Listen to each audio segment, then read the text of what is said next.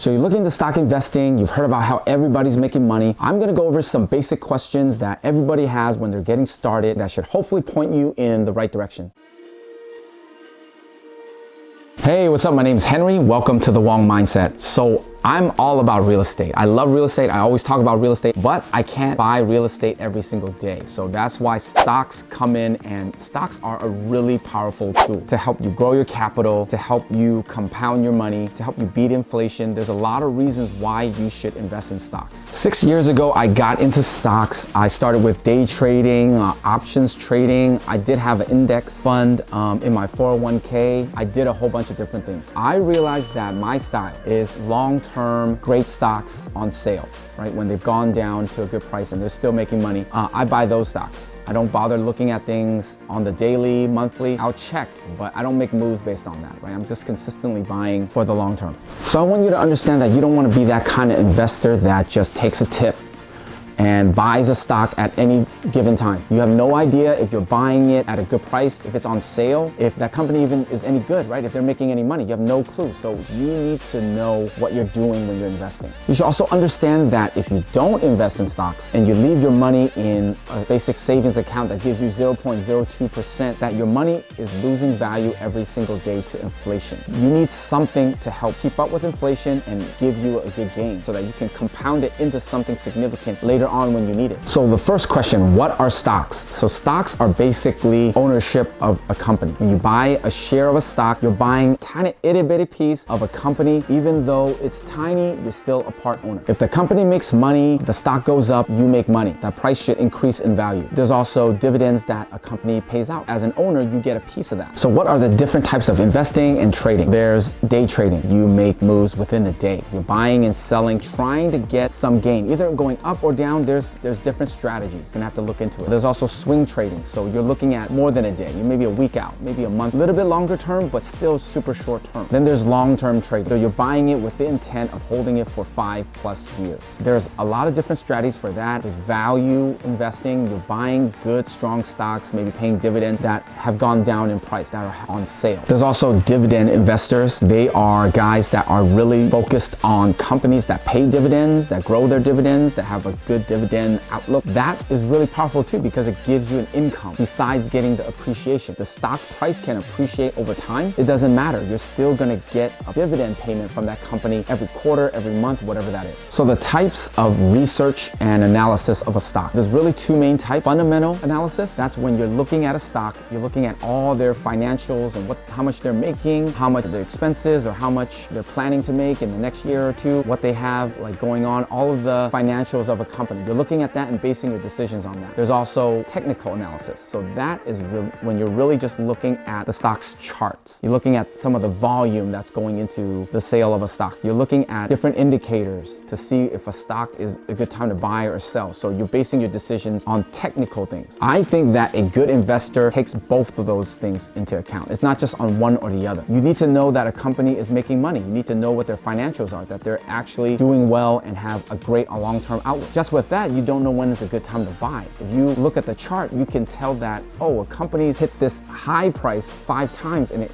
has not been able to break over. Maybe I should wait until it breaks over or just see what happens, right? And it drops like a ton of bricks. You know what? It's on sale now. It's hitting this low point that it hit like 5 times and has not been able to go under. That's a great time to buy a good stock. So what are the different strategies? There are a million different strategies. It all depends on you and your personality. Some general strategies are buying on support and resistance. It's very basic. I believe that's psychological. If you look at a stock chart, you see that it's hit a bunch of different low levels and there's always a lot of volume at that level. It's psychological. Everybody can see that. Every big investor, small investor, they're looking at that chart and they can see, okay, everybody's seeing that low point and they're buying like crazy. Why don't I just put in some money there and give it a try? If you're investing regularly anyways, put in a little bit amount. Don't go crazy and dump all your money into one thing. You never know which way it's gonna go. You're just buying odds basically. If you look at it and it looks like a good risk versus reward ratio and your odds are really good, buy it. And there's also buy and hold strategies. So that's what I'm doing. Mainly, I'm looking at stocks that are doing great, that are on sale. I buy it and I hold it indefinitely, unless a company completely craps out, right? They have competition or bad management, whatever reason, they're not making any money anymore and they don't have a great long-term outlook. Another strategy is dollar cost averaging. So the idea is if you regularly put money into the stock market, you can continuously buy it like every month or every couple months, whatever it is, you set a schedule up or down, you're buying. The idea of that is that over time, you're gonna ride through all the different cycles and you're gonna capture most of the gains going down or up. You're just gonna steadily make money. So that's the idea. Instead of just dumping all your money at one time, you're just consistently putting money in the same amount or increasing it over time. That should really help you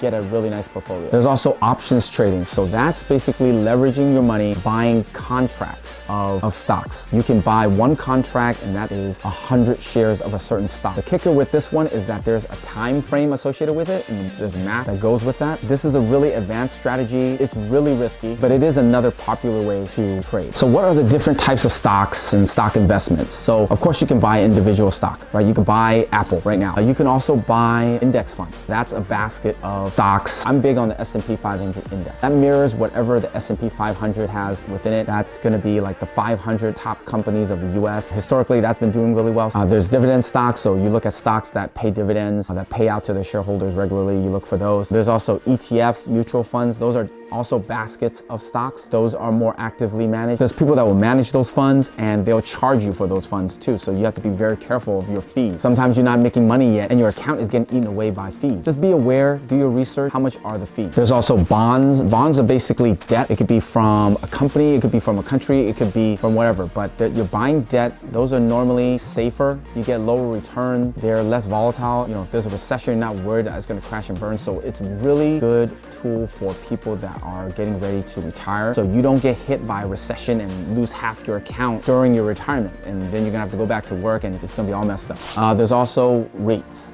So those are really popular. They are basically companies that hold a whole bunch of real estate and they made it into a stock. You get the benefit of, I guess, holding real estate, appreciation of real estate. You also get dividends sometimes on those. For me personally, I rather hold physical real estate. You get the tax benefits. You get all of the income directly. There's a lot of things good about holding physical real estate, but if that's not for you, rates may be a way to go. One question I wanna ask you, what is your time frame for investing? That's really important. If you have a really short time frame, less than 5 years, I would not recommend you put any significant amount of money into stock because you don't know where it's gonna go. It could lose 50% in value tomorrow. You don't know when the next recession is gonna hit or whatever reason that the stock market crashes. You don't wanna do that with money that you need within 5 years. For me, I have an even longer term outlook. I'm looking at like 10 years, 20 years, 30 years indefinitely. I'm looking at stocks, indexes, I'm looking at the economy, everything that goes on. If it's still looking good, has a good long-term outlook, everybody's still making money, I'm gonna keep my money there. So when is a good time to invest? Right now, because you need to learn, you need to be invested, you need to have your money out there working for you. I would just say that when you're first getting started, don't dump a whole bunch of money in there. Keep it under control. I know everyone, when they first get started, they get itchy. They get itchy. They want to just go crazy. They don't really understand. They just dump a whole bunch of money in there, but you don't really know what you're doing yet. When you buy, it might be like a really high point and it crashes tomorrow.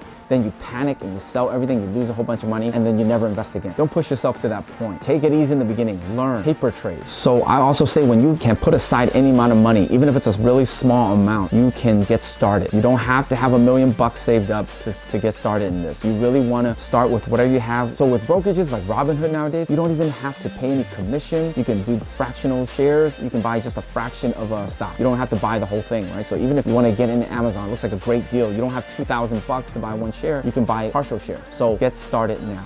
Open an account, fund it, transfer some money over, whatever it is, and then regularly transfer money to it. Grow it out, and then regularly invest that money into good, strong stocks that are on sale. Next question is, when will you know enough to invest? You're never gonna know everything. There's so much information out there, things that you can research, but things that you have no control over. You have no idea what's gonna happen. You don't own these companies, you don't run these companies. Even then, you don't know what a stock is gonna do. So you're never gonna know everything, just get started. Just make sure you have a good baseline. Do your research, you understand how to analyze stocks. You understand technical, you understand a lot of the basic things and then get started. Start small and then keep learning and growing along the way. Also, buy great companies. Don't buy crap companies and expect something to happen. Buy great companies on sale. If it's on sale, your odds are gonna be a lot better. If you're buying at the top of the top, it's never been this high before, and you're buying it and hopefully it'll go up more. I don't like that. When things are on sale, right, and everybody sees us on sale, you buy it at that price. Even if it went down, you already bought it on sale. Don't be the guy that bought it at the top and then trying to ride it all the way down. That's not a good feeling. Also, look at stocks that pay dividends. It's a really powerful thing when you're collecting money from a stock, whether you sell it or not. You're getting a payment, right? You're getting passive income. So look into the stocks that pay dividends. So where do I invest? How do I get started? So you need to look for a broker. So those are companies that help you buy and sell stocks. Look at TD Ameritrade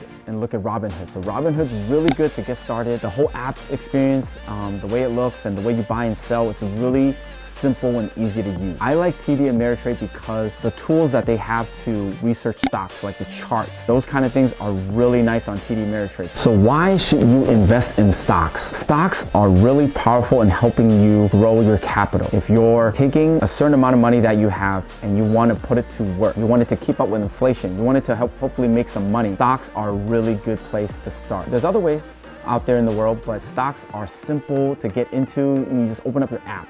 Right, and you can get started, right? Do your homework and have the right knowledge and then get started. And you can also get dividends. You get paid for holding the stock, so that, what else can give you that, right? You're getting payment for not even working for the company, but you still get a payment just for owning the stock. So with stocks, as you continuously invest and let the dividends reinvest and let it grow and compound and snowball into a nice chunk at the end of the day, so you can use it for whatever you want. And one of those reasons is for retirement. Let's just say you don't have anything you really need, but you're just worried about retirement. This was one way to help you grow a nice chunk of dough at the end of the day. And if you have dividends, that might be a nice payment without even selling your stocks. And you just need to know that the cash that you hold onto, the dollar bill, it seems like everything's getting more expensive around you, right? It's because of inflation. Your money is losing value every single day. So you have to have tools like stocks to help you keep up with inflation and to help grow your money. So how do you make money from stocks? So with stocks, you basically buy at a certain price. You think it's worth whatever price. You buy a share and you hope it goes up in value, it appreciates, and then you sell it, you make that difference. There's no guarantees here. Your stock can go down in value anytime. It's best to buy good, strong stocks that are on sale, so you have great odds of it going up over time. The other way to make money with stocks is through dividends. You get that regular dividend payment every month or every quarter, whatever the schedule is. Also, I wanted to mention with stocks, since you never know which way it's going to go, it's a good idea to diversify. If you could buy 100 shares of a company, consider buying maybe 25 shares and then look at other companies that might be good and on sale, or maybe in different industries, just so you have a diversification of stocks. So that's the idea around that, right? So you don't have all your eggs in one basket. So how are stocks taxed? So that's a really big deal to keep in mind. So whatever you buy a stock and then you sell it and you made a nice chunk of money, it seems like it's really nice, but you need to be aware that you have to pay taxes on those gains.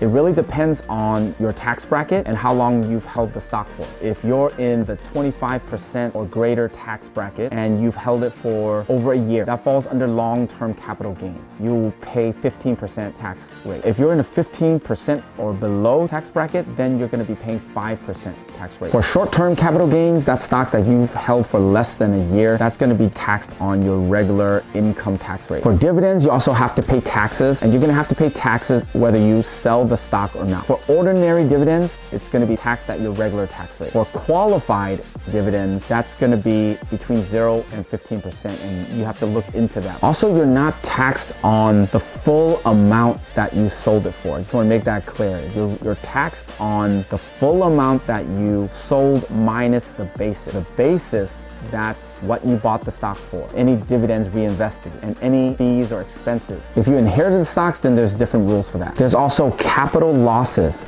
So if you sold stocks for a loss, you can deduct that up to $3,000 every year. And if you have more than $3,000, that carries over to the next year until you've written it all off. So you can use capital losses to offset whatever you made in a year or in future years to offset overall profits or losses. There's also the wash rule. rule you have to keep in mind. So basically you can't go and sell a stock for a loss, try to claim that, and then within 30 days you buy the stock back. So you won't be able to claim that loss. There's also deductible investment expenses. So basically the management fees that you've paid are tax deductible. So that should be in your 1099 statements that you get at the end of the year from your brokerage. How much do I need to get started? So I would say that you should start with paper. That's my own personal opinion. If you go to TD Ameritrade, I think you can open a paper account. You can use fake money, a virtual account, right? And you can go buy and sell stocks and learn everything you need to know. In the beginning, you have no clue. You're just going out there buying a stock and just hoping and praying that it goes up in value. But if you're gonna go small and you wanna get experience and you wanna get in, I would say start an account with just a tiny bit of money. Open a Robinhood account, fund it, transfer that money over, and just get started. Buy maybe small amounts. That's totally fine to get going, to learn, but don't put anything crazy in there. Don't put a whole bunch of money that you're not ready to lose yet, because anything can happen. Even if your buddies are really into it, or you studied, or you think you know what you're doing, you have no clue what you're doing. You don't have any control over your emotions yet. You don't even know what you're gonna feel, when you're gonna feel it, what you're gonna do. You're gonna panic. So make sure you go small in the beginning. Main thing is to get into investing, learn everything, and continue to learn, continue to grow. There's so much information out there. There's so much experience that you need under your belt to really know what you're doing. So how much should I invest? So I don't recommend anything more than 2 to 3% on any one trade. That's just to keep you under control and not go crazy. Especially if you're just starting out. Go small. Go real small. Don't go and drop 50% of what you have in your pocket all on one stock at one time. You don't know if it's gonna go up or down. Make sure you don't invest any money that you need anytime soon. If you're gonna need it within 5 years, you're gonna feel some kind of way if you lost it, don't invest that money. Don't invest so much that you put your whole financial future at risk. Any money that needs to pay the bills, needs to pay for something, needs to go to something, or needs to go to something anytime within a year, make sure you don't invest that kind of money. If it loses value by half, there's a recession, you shouldn't feel anything. If you feel any kind of way, you put too much money in. So overall, I would say paper trade until you know what you're doing. No matter what style you pick up, day trading, value trading, whatever it is, also pick a strategy and stick with it, right? If day trading is your thing, do it until it doesn't work anymore and switch to a different strategy. But if you're jumping around all the time and trying some of this, trying some of that, you're never gonna get good at one thing and you're gonna end up losing more money than you're making. Also look at the long term. That's what I learned over time. The short-term gains might seem nice, right? If you're getting in and out of trades and oh, you made some money, that's great, you got lucky. Right? So a lot of times you can't count on being able to do that in the long term. You don't know how much money you're actually leaving on the table. There's so many times where you get in and out, and then you watch a stock skyrocket. If you just held it, you would reap all those gains. So that's just my experience, and that's what I'm doing. Also be open-minded. You never know what a stock's gonna do. You never know what the world's gonna do. Be open to any information and analyze it yourself. Make your own decision. Continue to invest and learn. Make sure to do all your own research. Buy stocks that are on sale. Be aware of taxes, but don't let that dictate your decisions. Hopefully you're able to learn something about stocks and have a good direction of where you wanna go. You kinda have to do this just to keep up with inflation and to grow your money. If you're interested in real estate and stocks, I made a video comparing the two. All right, thanks for watching, and I'll chat with you in the next one.